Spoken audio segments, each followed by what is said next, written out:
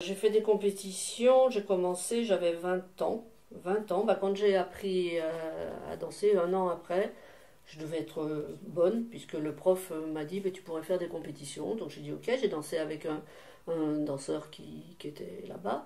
Après j'ai rencontré mon mari, qui avait pris aussi des cours, pas dans la même école, et on s'est mis à faire des compétitions. Il y a plusieurs niveaux, hein, il y a 5 niveaux, tout doucement, tranquillement. Et il faut savoir aussi que mon ex-mari, était un champion de gym sur agrès.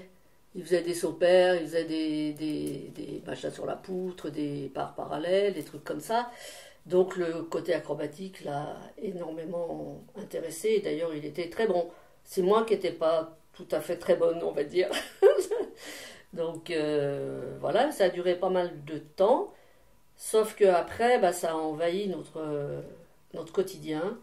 Et je pense que c'est un petit peu une des parties responsables du divorce. Parce que après, on s'est mis prof de danse. Enfin, c'est moi qui ai voulu être prof de danse. Après, évidemment, il m'a suivi. Et tous les week-ends, on était en compète, quoi. D'ailleurs, il est toujours, il est juge international. Mais on s'est fait bouffer complètement. Mais quand tu es dans l'engrenage, tu peux difficilement faire autrement, quoi. Il n'y avait plus que ça qui comptait. Et moi, ça commence à me saouler, quoi. Voilà. Ok. Bon, j'ai quand même fait les championnats d'Europe avec lui.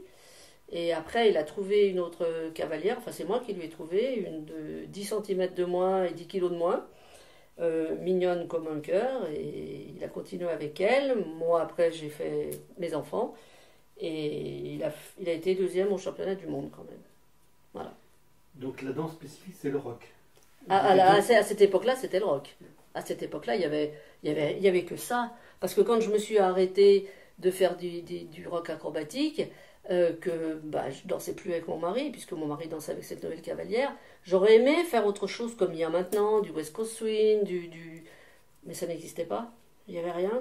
Tu t'arrêtais, tu restais sur ton canapé. Donc je venais à l'entraînement, mais voilà quoi. Des fois quand j'y pense, j'aurais pu exceller dans un autre truc où il n'y avait pas d'acrobatie, entre autres, où j'étais pas spécialement douée. Oui, donc ça demandait quand même certaines conditions physiques, parce que te faire virevolter comme ça dans les airs. Ah oui, ouais, ouais.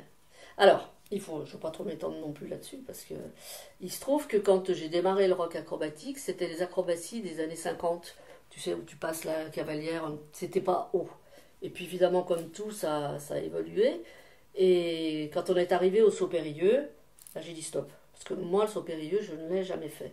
Mais il y avait quand même des passes, oui, des passes qui étaient pas mal. Et entre autres, une passe qui s'appelle l'hélice, où tu te tiens bien, bien, bien droite et il te fait tourner autour de la tête. Et là, c'était très bien parce que je devais être un bâton et c'est ce qu'il faut être. Voilà, mais les sauts pairs, j'en ai jamais fait.